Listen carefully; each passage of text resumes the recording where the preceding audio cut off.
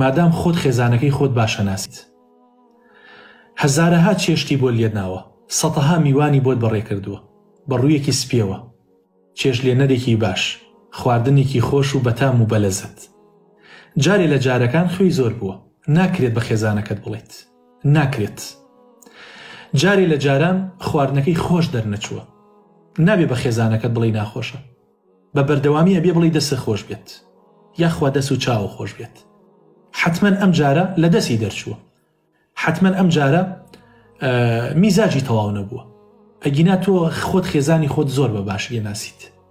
چ پێویستەکات ئەو هەموو ماندووبوونە، ئەو هەموو ناڕەحەتی، ئەو ئافرەتە بینیوێتی تۆ بەبای دەیت.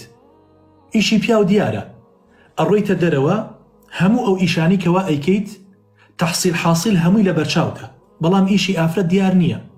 پەنجەرە ئەسڕێت تا ئێوارە ئیشەکەی دیار نییە، ناوماڵی سڕیوەتەوە گسکی داوە دیار نییە، چێشتی لێناوە دیار نییە، مناڵی پاکەوە کردو دیار نییە، جلی شۆریوە دیار نییە، هیچ بە ماڵەوە دیار نییە.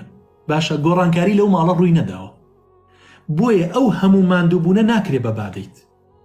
قەسەم بەخوا هیچ پیاوێک باوەڕ ناکەم بتوانێ لە ڕۆژێکە ئەو ئیشەی ژن ئەیکات پیاویش لە ماڵەوە بیکات. تەحەموول ناکرێ کاکەگیان. خۆت چەند جار خێزانت کە چۆتەوە ماڵی باوکت، چووە بۆ سەفەرێک لە ماڵ نەبووە، شەو ڕۆژێ لە ماڵ بوویتە جارێ هەرچیت خواردووە لەسەر مەخسەلەکە دادناوە، هەر تااقەتی ئەوەشت نەبووە بیشۆریت، هەرچی سەرینێکە تێناوە بەتانیەکە تێناوە لەسەر ئەو فەرشە دادناوە، تااقەت نەبووەوە قەدی کەیت و بیکەیتە ناو بۆ فێکەوە، نەتوانیوە. حەفت لەو ناوە هەمووی پەرداخە، لەو ناوە هەمووی گۆرەویە، ئەم ژنە دێتەوە داماوە 2 سەعات 3 سەعات بەس خەریکی ئەو ناوە بێ پاکێکاتەوە کە ئەو دێتەوە ئیتر ماڵەکە تەرتیبە بێتەوە. بۆیە حرمەت لە خێزانی خۆتان بگرن.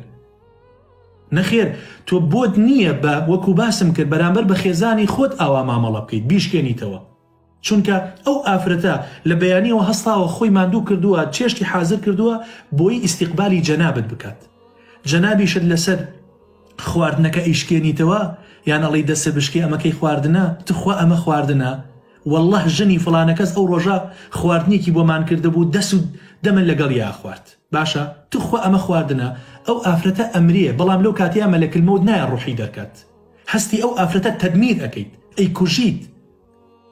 تێگەی ئەمەی من باسی ئەەکەم دیفاع نییە لە ژن، ئەمەی من باسی ئەەکەم ئەمە سەقافەتی ئیسلامیە، ئەمە ئەخلاق و ئەتەکێتی پێغەمبەری خوایە صلی الله عليه وسلم. ئەوە ئەو قورئانەیە کە خوای گەورە فەرمیوە وعاشروهن بالمعروف.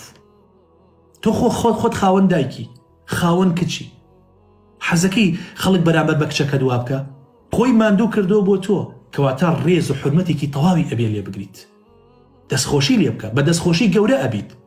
واللهی هەر ئافرەتێک چێشتەکەی کەم و کوڕی تیا بێ خۆی ئەزانێت، پێش ئەوەی تەقدیمی جەنابتی کات ئەزانێت، بەڵام ناکرێت دووبارە چکە کاتەکە بەسەر چوە، دووبارە برنج لێنێتەوە، دووبارە گۆشتەکە چاکاتەوە، دووبارە ئەو خواردنی کەوا دروستی کاتەوە، فڕی بات و شتێکی تر دروست کاتەوە، ئەزانی هەڵەیەکی تایە، تەقدیمی خۆشەویستەکەی خۆی کردووە. والله لەو کاتەیە ئینسان ئەبێ هەستی بەرامبەرەکەی ڕاگرێت. ئەی بۆچی تۆ ڕووی لە مەطعەم نان ئەخۆی؟ ها کاکەم، ئەی بۆ ڕووی لە مەطعەم نان ئەخۆی چەندجا چواشیش کەبابت خواردووە ئەڵی قایشی پانتۆڵە ئاوەنە جیر و ناخۆش بۆ لە دەمە، جوان معەزەز